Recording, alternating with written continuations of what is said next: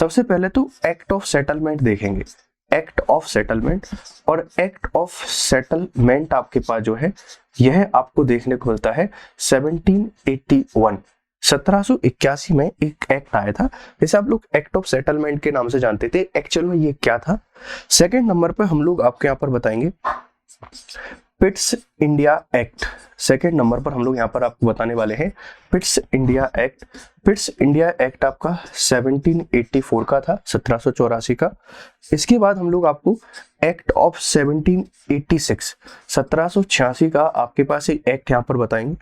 After that हम लोग आपसे चर्चा करेंगे एक्ट ऑफ 1719, 1793 के अधिनियम की कुछ बातें देखेंगे। और इसके बाद हम लोग यहाँ पर देखेंगे एक्ट ऑफ 1813, 1813 का जो अधिनियम है। मतलब आज हम लोग काफी सारे एक्टों पर आपसे डिस्कशन करेंगे, काफी सारे पॉइंट यहाँ से आपके निकल के आएंगे जो पेपर की दृष्टि से बहुत इंपॉर्टेंट है। तो हिस्टोरिकल बैकग्राउंड के अंतर्गत जो एक्ट ऑफ सेटलमेंट है इसको हम लोग स्टार्ट करने वाले हैं। हेडिंग लगा लीजिए एक्ट ऑफ सेटलमेंट। हिंदी और इंग्लिश दोनों में एक ही तरीके से लिखा जाएगा। आप इसको हिंदी में लिखेंगे तो भी आपको ऐसा लिखना पड़ेगा, एक्ट ऑफ सेटलमेंट। देखिए एक्ट ऑफ सेटलमेंट यहाँ पर नाम दिया गया है एक्ट ऑफ सेटलमेंट, तो इसके पीछे कुछ कारण होंगे, है ना, इसके पीछे कुछ कारण होंगे। हुआ क्या था, 1773 का जो एक्ट आया था, 1773 का जो रेगुलेटिंग एक्ट था, उस एक्ट के अंतर्गत जो प्रोविजन किए गए थे उनका प्रॉपर्ली फॉलो नहीं किया जा रहा था, उनका सही तरीके से पालन नहीं किया जा रहा था। ठीक है, इसीलिए होता क्या है कि जो ब्रिटिश संसद है, ब्रिटिश संसद या ब्रिटिश पार्लियामेंट, इस ब्रिटिश पार्लियामेंट की एक कमेटी है, प्रवर, एक समिति होती है जैसे आप लोग कहते हैं प्रवर समिति। इस प्रवर समिति की सिफारिश इस प्रवर समिति की सिफारिश के आधार पर एक व्यक्ति है वर्फ, इसने आपके पास यहाँ पर संशोधन, इसने यहाँ पर कुछ संशोधन भेजे, कुछ अमेंडमेंट अलाउ प्रपोज किए कि जो 1773 का एक्ट था इसमें कुछ संशोधन यहाँ पर होना चाहिए था। इसीलिए आप इसको एक्ट ऑफ सेटलमेंट के नाम से जानते हैं, इसीलिए आप इसको एक्ट ऑफ सेटलमेंट के नाम से जानते हैं। तो पूछा जा सकता है एक्ट ऑफ सेटलमेंट आया क्यों था? आप बताएंगे एक्ट ऑफ सेटलमेंट आया हुआ था 1773 का जो अधिनियम था, उस 1773 के अधिनियम में जो भी आपके पास कमियां रह गई थी उन कमियों को दूर करने के लिए, इसीलिए इसको एक्ट ऑफ सेटलमेंट, सेटलमेंट का मतलब क्या है कि जो पहले नहीं हो पाया है उसको हम लोग यहाँ पर करने वाले हैं एक्ट ऑफ सेटलमेंट के नाम से। ये एक्ट ऑफ सेटलमेंट आया किसने था, जब बताएंगे ब्रिटिश पार्लियामेंट की एक समिति है प्रवर समिति, उसके एक सदस्य थे वर्फ। इस वर्फ के द्वारा कुछ रिकमेंडेशन सजेस्ट की गई और वही हमको यहाँ पर दी गई।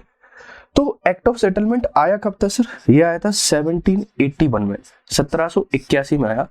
इसका एक और नाम है, इसी को आप लोग अमेंडमेंट एक्ट के नाम से भी जानते हैं, अमेंडमेंट एक्ट के नाम से भी आप लोग यहाँ पर जानते हैं। कोई पूछेगा कि अमेंडमेंट एक्ट कौन सा है सर, वो भी यही है। आपसे कोई पूछ सकता है बंगाल, है ना, बंगाल जुडिशरी एक्ट कौन सा है, तो आप कोई पूछेंगे बंगाल जुडिशरी एक्ट भी आपके पास यही है। तो तीन नाम से आपका जाना जाता है एक्ट ऑफ सेटलमेंट। पहला तो आप लोग कहते हैं act of settlement 1781, amendment act किसको कहते हैं, इसी को कहते हैं, और बंगाल जुडिशरी एक्ट किसको कहते हैं, इसी को कहते हैं। इस एक्ट के अंतर्गत क्या क्या प्रावधान किए गए सर? इस एक्ट के अंतर्गत बहुत सारे प्रावधान किए गए, जैसे सबसे पहले प्रोविजन की अगर आपसे यहाँ पर कोई बात करता है एक्ट ऑफ सेटलमेंट के द्वारा, सबसे पहले जो आपके पास गवर्नर जनरल है, जो आपके पास गवर्नर जनरल है, इसको बंगाल के साथ में आपका बंगाल, बिहार और उड़ीसा, यहाँ पर कानून बनाने की शक्ति आपके पास दे दी। देखिए 1773 का एक्ट ओनली कलकत्ता की बात करता था, लेकिन एक्ट ऑफ सेटलमेंट ने बंगाल, बिहार और उड़ीसा इन क्षेत्रों पर भी कानून बनाने की शक्ति यहाँ पर आपके पास दी। दूसरे नंबर पर आपसे यहाँ पर कोई बात करता है, जो गवर्नर जनरल था, गवर्नर जनरल, इस पर जो एससी है, एससी मतलब सुप्रीम कोर्ट, इसकी अनिवार्यता को समाप्त कर दिया। मतलब इसके द्वारा जो फैसले दिए जाते थे वह सुप्रीम कोर्ट के द्वारा कैंसिल कर दिए जाते थे, लेकिन ऐसा अब नहीं होगा। तो जो गवर्नर जनरल है, इस गवर्नर जनरल को बंगाल, बिहार, उड़ीसा इनके लिए कानून बनाने की आपके पास शक्ति यहाँ पर दे दी। इसी के साथ में जो गवर्नर जनरल की काउंसिल है, इस पर एससी की अनिवार्यता को समाप्त कर दिया कि अब सुप्रीम कोर्ट इनके जो आदेश है, इन आदेशों को यहाँ पर रद्द नहीं कर सकता है। जो सुप्रीम कोर्ट है, इस सुप्रीम कोर्ट को कोई भी डिसीजन देने से पहले, कोई भी आपका फैसला देने से पहले जो भारतीय रीति रिवाज हैं इनका ध्यान रखना पड़ेगा। मतलब भारतीय रिवाजों का सुप्रीम कोर्ट ध्यान रखेगा। यह बात आपकी कब बोली गई सर? ये बात बोली गई 1781 के एक्ट ऑफ सेटलमेंट। देखो, सबसे पहला पॉइंट समझो बच्चा, सबसे पहला पॉइंट क्या है कि जो गवर्नर जनरल है, अब ये बंगाल, बिहार और उड़ीसा इनके लिए भी लॉ बनाएगा, इनके लिए भी कानून बनाएगा, इनके लिए भी लॉ बनाएगा। गवर्नर जनरल की जो काउंसिल है, इस पे सुप्रीम कोर्ट की अनिवार्यता समाप्त कर दी। अब सुप्रीम कोर्ट से हमको कोई प्रॉब्लम नहीं है, इसके जो फैसले हैं उनको रिव्यू नहीं करेगा सुप्रीम कोर्ट। और सुप्रीम कोर्ट पर भी बाउंडेशन लगा दी कि भैया आप जो भी डिसीजन देंगे, आप जो भी फैसले देंगे, भारतीय रिवाजों का आपको ख्याल रखना पड़ेगा, भारतीय रिवाजों का आपको ध्यान रखना पड़ेगा। चलिए, सॉरी, ठीक है। इसी के साथ में जो सुप्रीम कोर्ट है, इस सुप्रीम कोर्ट के राजस्व अधिकार आपके पास समाप्त कर दिए। जो राजस्व अधिकार हैं ये आपके यहाँ पर समाप्त कर दिए गए, रेवेन्यू राइट यहाँ पर समाप्त कर दिए गए। और इसी एक्ट के अंतर्गत ऐसा बोला गया कि जो प्रांतीय न्यायालय हैं, जो आपके प्रांतीय न्यायालय हैं या जिसे हम लोग कहते हैं जो आपके प्रोविंशियल कोर्ट है, इनमें इनके खिलाफ जो अपील है, अपील ये की जा सकती है गवर्नर जनरल से। अगर 5000 पौंड से ज्यादा का मामला है तो आपके पास सम्राट के पास जाएगा मामला। तो act of settlement 1781 British parliament की प्रवर समिति के एक सदस्य थे वर्फ। इनकी सिफारिशों के आधार पर इसको पेश किया गया था। इसमें कुछ बातें थी बेटा। एक तो इसका ईयर पूछा जा सकता है कि ये किस साल में आया, आप बताएंगे 1781 में आया, 1781 में। अमेंडमेंट एक्ट इसी को कहते हैं, बंगाल जुडिशरी एक्ट भी इसी को कहते हैं। ब्रिटिश संसद ने सबसे पहले किस एक्ट को यहाँ पर भेजा, ये आप बता देंगे कि ये आपके पास एक्ट ऑफ सेटलमेंट था। बंगाल, बिहार, उड़ीसा पे कानून बनाने की पावर दे दी। गवर्नर जनरल की काउंसिल पर एससी का जो कंट्रोल था इसको एंड कर दिया। सुप्रीम कोर्ट अपनी कोई भी डिसीजन यहाँ पर देगा तो भारतीय रिवाजों का ध्यान रखेगा। राजस्व अधिकार समाप्त कर दिए, जो आपका सुप्रीम कोर्ट है इसके रेवेन्यू राइट यहाँ पे समाप्त कर दिए। अब आपको राजस्व मामलों से संबंधित कोई भी अधिकार नहीं है। प्रांतीय न्यायालयों के खिलाफ जो अपील की जाती है यह अब गवर्नर जनरल से की जाएगी। अगर 5000 पौंड से अधिक का मामला है तो ही आपको इसको ब्रिटिश सम्राट के पास भेजने की आवश्यकता पड़ेगी। मतलब कहीं ना कहीं एक तरीके से गुड गवर्नेंस, अंग्रेजों का शासन सर अच्छा कैसे हो सकता है, लेकिन पहले जो बहुत ज्यादा खराब था उसको सही करने की कोशिश इन लोगों के द्वारा यहाँ पर की गई। इस बात पे आप लोग थोड़ा सा याद रखिएगा। अब देखो इस एक्ट के बाद होता क्या है, ये एक्ट आपके पास असफल हो जाता है। 1781 का जो एक्ट है ये आपके पास फेल हो जाता है क्योंकि ब्रिटिशर्स ही इसको नहीं मानते हैं। इसके बाद 1783 में 1783 में एक एक्ट आता है डडाज एक्ट, जो कि पास नहीं हो पाता है। और 1783 में ही आपके पास एक आता है फॉक्स एक्ट या फॉक्स अधिनियम जिसको आप लोग कहते हैं। और यह एक ऐसा अधिनियम था जिसके कारण जो संसद में फेल हो गया था और फॉक्स की सरकार गिर गई थी। तो कभी कभार ऐसे क्वेश्चन पूछे जा सकते हैं कि 1781 के बाद कौन सा एक्ट आपको देखने को मिला, आप बताएंगे। 1783 में दो एक्ट आते हैं, एक आता है डडाज एक्ट जो कि फेल हो जाता है, पास नहीं हो पाता है। दूसरा आता है फॉक्स अधिनियम जो कि आपका पास नहीं हो पाता है, फेल हो जाता है। इसके बाद 1784 1784 का एक्ट आता है, 1784 का एक्ट आता है जिसे आप लोग पिट्स इंडिया एक्ट के नाम से जानते हैं, जो कि आपका पिट्स इंडिया एक्ट आपका कहलाता है। पिट्स क्यों कहलाता है सर?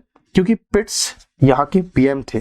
प्रधानमंत्री के द्वारा एक सीक्रेट कमेटी का गठन किया गया और सीक्रेट कमेटी की रिकमेंडेशन पर, उस गुप्त समिति की सिफारिश पर ये 1784 का एक राजलेख 1784 के अधिनियम को तैयार किया गया था। यह फर्स्ट टाइम था कि ब्रिटिश प्राइम मिनिस्टर ने इस एक्ट को तैयार किया। दूसरा पॉइंट, फर्स्ट टाइम जो ब्रिटिश संसद है, इस संसद ने एक्ट तैयार किया। मतलब क्राउन का जो दावा किया गया, वो क्राउन का दावा पहली बार इसी एक्ट में किया गया था। देखिए 1783 में डडाज अधिनियम आया, डडाज एक्ट, और 1783 में फॉक्स अधिनियम आया। ये दोनों के दोनों बेटा फेल हो जाते हैं, ब्रिटिश संसद में आते हैं, दोनों के दोनों फेल हो जाते हैं, ये पास नहीं हो पाते हैं। फिर 1784 में 1784 में एक एक्ट आता है जिसे आप लोग पिट्स इंडिया एक्ट के नाम से जानते हैं। पिट्स उस समय ब्रिटेन के पीएम थे और सीक्रेट कमेटी की सिफारिश पर, एक गुप्त समिति की सिफारिश पर कंपनी के कार्यों को रेगुलेट करने के लिए, मैनेज करने के लिए ये एक्ट आया था। तो पहली बार ऐसा हुआ कि ब्रिटिश पीएम ने इसको तैयार किया, और पहली बार ऐसा हुआ कि क्राउन का दावा पेश किया गया भारतीय क्षेत्रों पर। इसने सर क्या किया, इस एक्ट ने सबसे पहले आपके पास जो कंपनी है, इस कंपनी के कार्यों को दो भाग में डिवाइड कर दिया, दो पार्ट में। एक यहाँ पे BOD, बोर्ड ऑफ डायरेक्टर्स, और एक आपके यहाँ पर बता दिया BOC, बोर्ड ऑफ कंट्रोलर्स। तो बोर्ड ऑफ कंट्रोलर्स आपके पास एक 6 मेंबरीय आपके पास बॉडी बना दी।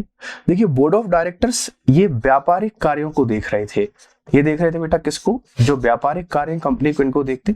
और बोर्ड ऑफ कंट्रोलर जो बनाए गए थे, यह इसके प्रशासनिक कार्य देखेंगे, आपके पास देखेंगे, याद रखिएगा, प्रशासनिक कार्य। तो पूछा जाता है कि कंपनी जो है, इसमें डुअल रूल कब स्टार्ट होता है, या आपसे कोई पूछ सकता है कि कंपनी में जो दोहरा शासन है, ये दोहरा शासन आपका कब स्टार्ट होता है, आप बताएंगे। दोहरा शासन स्टार्ट होता है हमारा 1784 में पिट्स इंडिया एक्ट के अंतर्गत। देखो BOD एक ऐसी संस्था थी जो भारत में बैठ के कार्य करती थी, व्यापारिक कार्य, और BOC एक ऐसी संस्था थी जो लंदन में बैठती थी, और यह प्रशासनिक कार्य देखती थी। लंदन में बैठ के यह एक कंट्रोल यूनिट के तौर पर कार्य करती थी। सर कैसे? क्योंकि इसके जो सदस्य हैं, BOC के जो सदस्य हैं, ये अपॉइंटेड बाय क्राउन हुआ करते थे, सम्राट इनको अपॉइंट करता था। दूसरा जो गवर्नर जनरल आपके पास जो है, यह BOC की परमिशन से ही कोई भी कार्य करेगा। तो आप कह सकते हैं कि ये हमारी कंपनी पे नियंत्रण रखने के लिए एक BOC यहाँ पर बना दिया। तो 1784 का पिट्स इंडिया एक्ट है, ब्रिटिश के प्राइम मिनिस्टर थे पिट्स दी आयंगर, उनके द्वारा बनाया गया था। सीक्रेट कमेटी की सिफारिश पर इसको तैयार किया गया था। पहली बार ऐसा हुआ कि ब्रिटिश पीएम ने इंटरेस्ट दिखाया कंपनी के कार्यों पर। फर्स्ट टाइम संसद ने एक्ट बनाया और क्राउन का दावा पेश किया गया भारतीय क्षेत्रों पर कि वहां पर जहां कंपनी का शासन है, उसके लिए हम लोग कानून बना रहे हैं। कंपनी के कार्यों को दो पार्ट में, VOD बोर्ड ऑफ डायरेक्टर्स व्यापारिक कार्यों को देखेंगे, VOC एक 6 सदस्यीय हमने बोर्ड ऑफ कंट्रोलर्स नामक एक अलग इकाई बना दी। ये इकाई आपके पास लंदन में बैठती थी, याद रखिएगा। और इस कंपनी के द्वारा सारे कार्य भले आपके पास वो आर्मी हो, आपके पास नॉन आर्मी हो, या लोकल आपके पास जो वर्क हो, ये सब पे नियंत्रण स्थापित कर दिया गवर्नर जनरल के ऊपर। तो पूछा जा सकता है कि कब ब्रिटिश जो कंपनी है इसमें डुअल रूल की स्थापना हुई थी, दोहरे शासन की स्थापना हुई। ये हुई आपके पास 1784 में, और ये दोहरा शासन चलता है टिल 1858 तक। ये दोहरा शासन सर कब तक चलेगा? ये 1858 तक चलेगा। इस बात पे आप लोग ध्यान दीजिएगा, ठीक है भाई।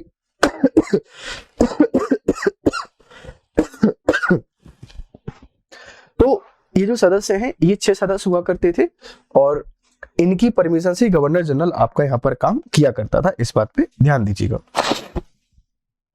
अब देखो जो बीओसी है, ये बीओसी में बेटा 6 मेंबर है, 6 मेंबर, और इसका पूरा नियंत्रण है, इसका पूरा नियंत्रण है किसके ऊपर?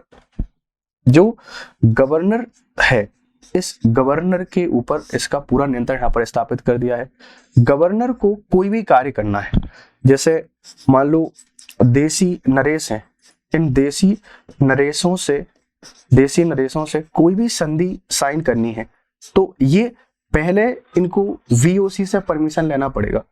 अगर हमको किसी राजा पे हमला करना है मतलब युद्ध लड़ना है, तो भी आपको बीओसी से परमिशन लेना पड़ेगा। किसी से आपको व्यापारिक संबंध स्थापित करने हैं, व्यापारिक संबंध, तब भी आपको वीओसी से परमिशन लेना पड़ेगा। मतलब टोटल कंट्रोल एस्टेब्लिश कर दिया गवर्नर पर, किसका? बीओसी का, बोर्ड ऑफ कंट्रोलर्स।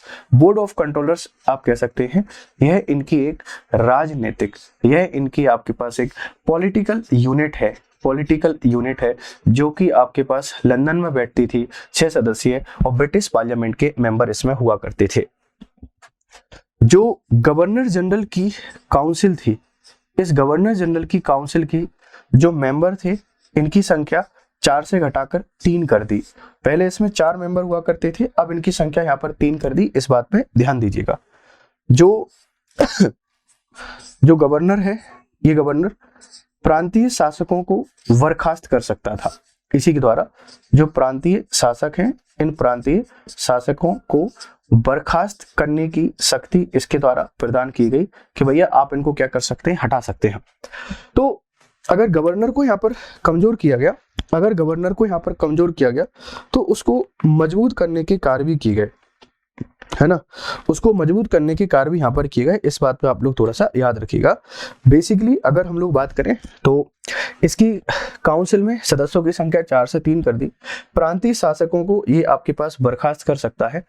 और इसी के साथ में अगर हम लोग आपसे बात करें तो एक बात पे ध्यान दीजिएगा कि जो अंग्रेज अधिकारी होते हैं, है ना, अंग्रेज अधिकारी, अब ये जो अंग्रेज अधिकारी हैं ये भारत में आपके पास कार्य करते थे।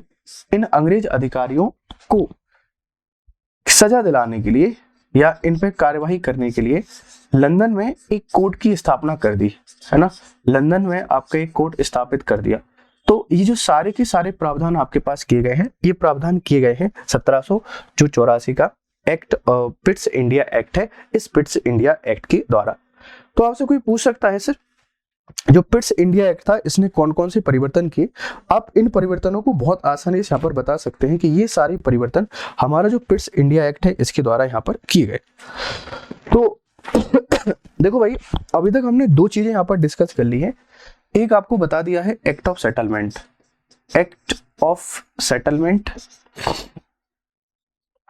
1781, 1781 का अधिनियम, और एक हम लोगों ने यहाँ पर आपको बता दिया है बेसिकली जैसे आप लोग कहते हैं पिट्स इंडिया एक्ट।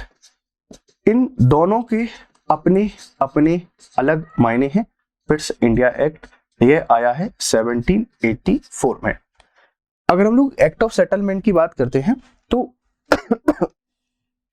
यह सीधा सा क्या करता है, जो गवर्नर जनरल है इसको थोड़ा सा पावरफुल बनाता है कि भैया आप पावरफुल हैं, आप अब सिर्फ बंगाल नहीं, आप बंगाल और बंगाल के साथ में आपका बिहार, बिहार के साथ में आपका उड़ीसा, इनके लिए भी आप लोग कानून बनाइए, अच्छी बात है। दूसरे नंबर पर यहाँ पर क्या किया गया, जो सुप्रीम कोर्ट है इससे बोल दिया कि अगर आप कोई भी डिसीजन दे रहे हो, आप कोई भी निर्णय दे रहे हो भारतीय व्यक्तियों के खिलाफ, तो निर्णय में जो भारतीय रिवाज हैं, इन भारतीय रिवाजों का ध्यान रखें जिससे जनता हमारे खिलाफ खड़ी ना हो, मतलब धर्म के मामले में हस्तक्षेप ना करें, सीधा सा इनका कहने का मतलब ये था। तीसरे नंबर पर जो गवर्नर जनरल की काउंसिल थी, इस गवर्नर जनरल की काउंसिल को सुप्रीम कोर्ट से मुक्त कर दिया कि भैया एससी के ऑर्डर इस पर बाउंडिंग नहीं रहेंगे। और चौथे नंबर पर आप लोग कह सकते हैं जो एससी है इसकी रेवेन्यू जो राइट थी, रेवेन्यू मतलब इसको जो कर संबंधी अधिकार दिए गए थे वो यहाँ पर समाप्त कर दिए गए। पिट्स इंडिया एक्ट की सर मेन बातें आपके पास क्या है, तो आप बताएंगे। Pitt's India act sir British PM ने इसको यहाँ पर भेजा था। ब्रिटिश पीएम उस टाइम पर जो पिट्स दी अयंगर थे इनको द्वारा भेजा गया। कंपनी में दोहरे शासन की स्थापना होती है। कंपनी में दोहरे शासन की एक बीओडी, यह भारत से कार्य करता था। बोर्ड ऑफ डायरेक्टर्स मतलब गवर्नर जनरल की परिषद। दूसरे नंबर पर बीओसी बोर्ड ऑफ कंट्रोलर, यह लंदन में बैठ कर कार्य करते थे और यह आपका 6 सदस्य आपके पास हुआ करता था। इसके अलावा हमने क्या किया, जो गवर्नर जनरल की काउंसिल थी इसमें सदस्यों की संख्या 4 से 3 कर दी। जो बीओसी है इसको जो सम्राट है, इस सम्राट के द्वारा इसके सदस्यों को अपॉइंट किया जाएगा, वही हटाएगा और बीओसी का नियंत्रण स्थापित कर दिया जो गवर्नर जनरल है इसके ऊपर कि सारे फैसले इसी से लेकर यहाँ पर किए जाएंगे। ये कुछ बातें हैं इंपॉर्टेंट एक्ट ऑफ सेटलमेंट और इसी के साथ में पिट्स इंडिया एक्ट की। इसके बाद आपके पास आता है तीसरे नंबर पर 1786 1786 का राजलेख। तो 1786 का जो राजलेख है इसने सिर्फ 2 प्रावधान किए सर। क्या किए, एक तो इमरजेंसी पावर दे दी। जो इमरजेंसी पावर है, ये इमरजेंसी पावर किसको, गवर्नर जनरल को। गवर्नर जनरल विशेष परिस्थितियों में काउंसिल के फैसले को बदल सकता है। जो काउंसिल है इसके फैसले को रद्द कर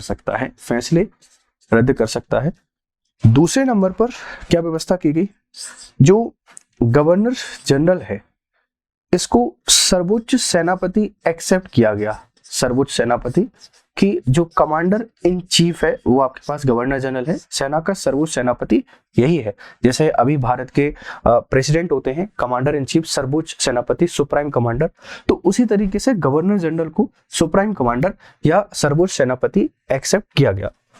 आपसे पूछा जाएगा कि 1786 के एक्ट के द्वारा कौन कौन से चेंजेस हुए। 1786 का जो एक्ट है इसके द्वारा कौन कौन से चेंजेस हुए भारत की शासन व्यवस्था में, आप बताएंगे। इमरजेंसी पावर, आपातकालीन शक्तियां दी गई, आपातकालीन परिस्थितियां को जन्म दिया गया कि आपातकालीन परिस्थितियों में जो गवर्नर जनरल है ये परिषद को, जो गवर्नर है ये गवर्नर परिषद के फैसले को रद्द कर सकता है। परिषद का जो फैसला है इसका कैंसिल कर सकता है कि भैया हम आपके फैसले को यहाँ पर नहीं मान रहे हैं, ध्यान रखिए। ये 1786 में आपके पास होता है। 1786 के बाद आपके पास आता है 1793 का राजलेख। 1793 का राजलेख, एक्ट ऑफ 1793। देखो बेटा, ये आपके यहाँ पर थोड़ा सा परेशान करते हैं, इस बात पे ध्यान दीजिएगा। तो इसके द्वारा क्या किया गया, सबसे पहले जो कंपनी का शासन है इस कंपनी रूल को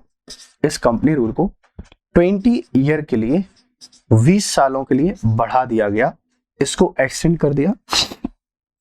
दूसरे नंबर पर जो बीओसी है जो लंदन में बैठी हुई है, इस बीओसी की सैलरी भारतीय राजस्व से जाएगी कि भैया ये काम तो भारत के लिए कर रहे हैं, तो जो इंडिया का रेवेन्यू है यहां से पैसा जाएगा भारतीय राजस्व से। तीसरे नंबर पर रिटर्न आपके जो लॉ हैं इनका निर्माण किया जाएगा, लिखित कानूनों की यहाँ पर व्यवस्था कर दी गई। और जो सुप्रीम कोर्ट है, सुप्रीम कोर्ट यह व्याख्या करेगा किसकी, कानून की। अगर कानून में कोई दिक्कत होती है तो सुप्रीम कोर्ट के द्वारा इसकी व्याख्या की जाएगी। तो 1793 का जो राजलेख है इसने बेटा यहाँ पर 3 बातें कर दी। पहला तो कंपनी रूल को 20 साल के लिए बढ़ा दिया, इसको एक्सटेंड कर दिया 20 year. BOC board of controller की जो सैलरी है ये भारतीय राजस्व से देना स्टार्ट कर दिया। रिटर्न लॉ, अब कानून लिखित में बनाए जाएंगे और सुप्रीम कोर्ट के द्वारा व्याख्या की जाएगी। इंटरप्रिटेशन कौन करेगा कानून का, ये सुप्रीम कोर्ट करेगा, इस बात पे ध्यान दीजिए। तो 1793 का राजलेख, 1793 के राजलेख की ये इंपॉर्टेंट बातें हैं। एक्ट ऑफ 1793 और इसमें यही सब आपको देखने को मिलता है कि कंपनी रूल को 20 साल के लिए बढ़ा देंगे। बीओसी की सैलरी भारतीय, पूछा जाता है कि कंपनी के अधिकारियों को सैलरी भारतीय राजस्व कब देना स्टार्ट हुआ, आप बताएंगे 1793 से। लिखित कानून कब से लागू हुए, 1793 से। और जो एससी सुप्रीम कोर्ट है यही कानूनों की व्याख्या आपके पास करेगा। ये कब से आया सर, ये आपके पास आया 1793 के एक्ट से। अब जब 20 साल के लिए इस अधिनियम को बढ़ा दिया था तो आप लोग देखेंगे कि एक 1813 का एक्ट आता है, 1813 का एक्ट, ये एक्चुअल में आपका चार्टर एक्ट कहलाता है। चार्टर एक्ट कहलाता है। चार्टर एक्ट का मतलब क्या है, अधिकार पत्र। और जो है ये कहां से आया सर, ये आया आपके पास ब्रिटिश संसद से। क्या किया सर इसने, तो पहला काम एक ही करेंगे कि जो कंपनी है इस कंपनी को 20 ईयर के लिए, 20 साल के लिए इसके कार्यकाल को बढ़ा देंगे। दूसरे नंबर पर जो मोनोपोली है, मोनोपोली इन इंडिया, इसको समाप्त कर दिया। मतलब जो एका अधिकार था कंपनी का, इस एका अधिकार को समाप्त कर दिया कि भारत में अब कंपनी नहीं, कोई भी ब्रिटिश नागरिक परमिशन के साथ क्या कर सकता है, व्यापार कर सकता है। तो पूछा जाता है कि ट्रेड मोनोपोली कब समाप्त होती है, आप बताएंगे 1813 में।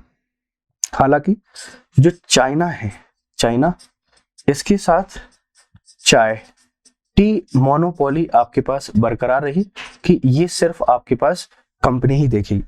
तो पूछा जाएगा आपसे कि 1813 के चार्टर एक्ट की इंपॉर्टेंट बातें क्या है। भारत में व्यापारिक एकाधिकार, ट्रेड मोनोपोली को समाप्त कर दिया। चाइना की टी मोनोपोली आपके पास बनी रहेगी, चाइना से व्यापार कर सकेगी। एकाधिकार समाप्त करने का मतलब बेटा क्या है कि कोई भी ब्रिटिश नागरिक अब भारत में आकर भारत में व्यापार कर सकता है, भारत में व्यापार कर सकता है।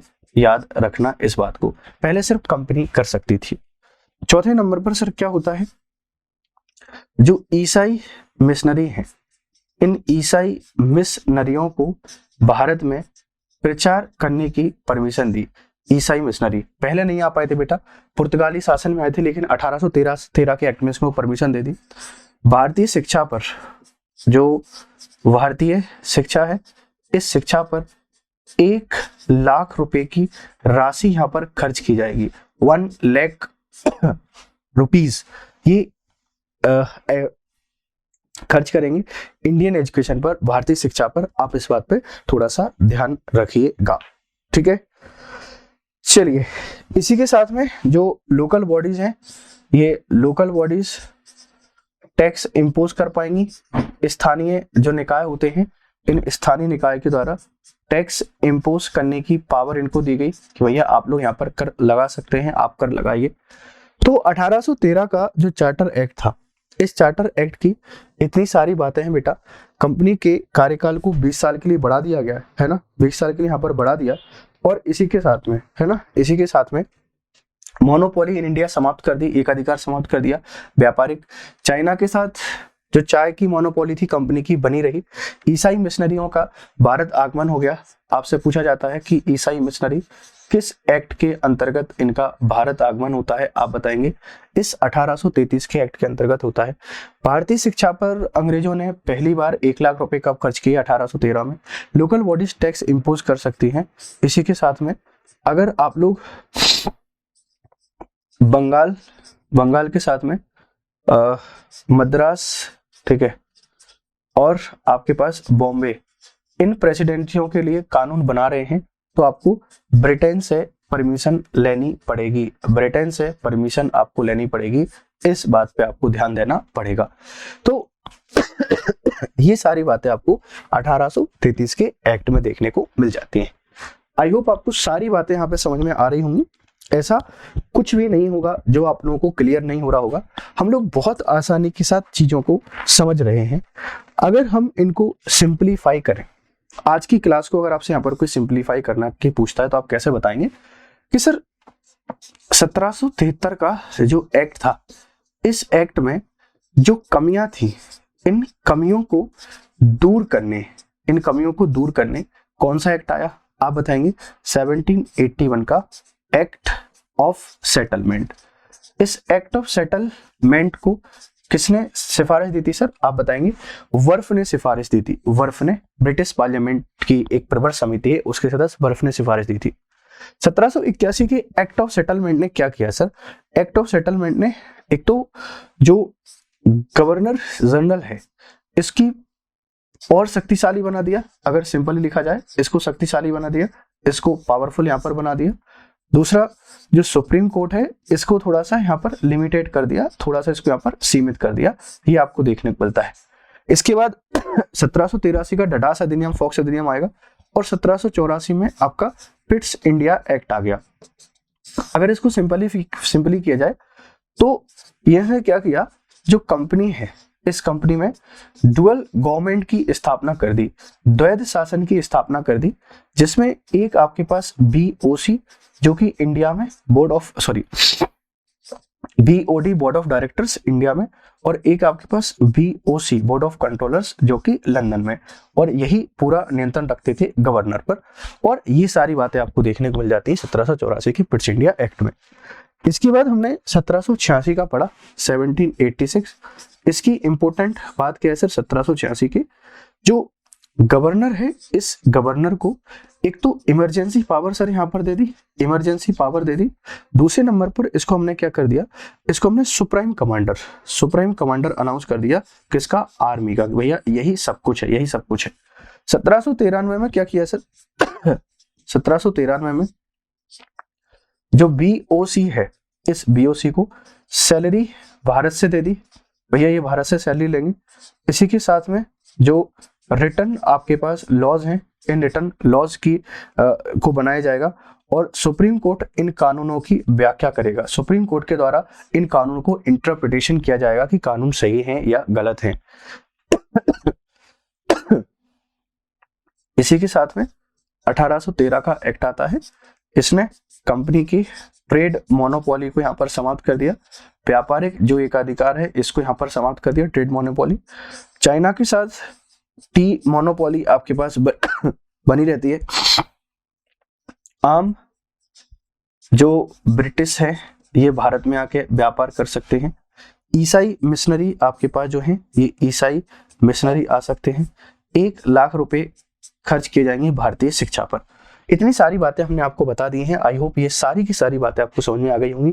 अगर ये चीजें आपको क्लियर समझ में आ रही हैं तो बहुत अच्छी बात है, नहीं तो आप इनको 1 या 2 बार यहाँ पर जरूर देखें। आप ज़्यादा से ज़्यादा इनको लाइक और शेयर कर सकते हैं, आपके फीडबैक यहाँ पर दे सकते हैं। Thank you very much for discussion. Have a nice time, good day, खुश रहिए और मस्त रहिए।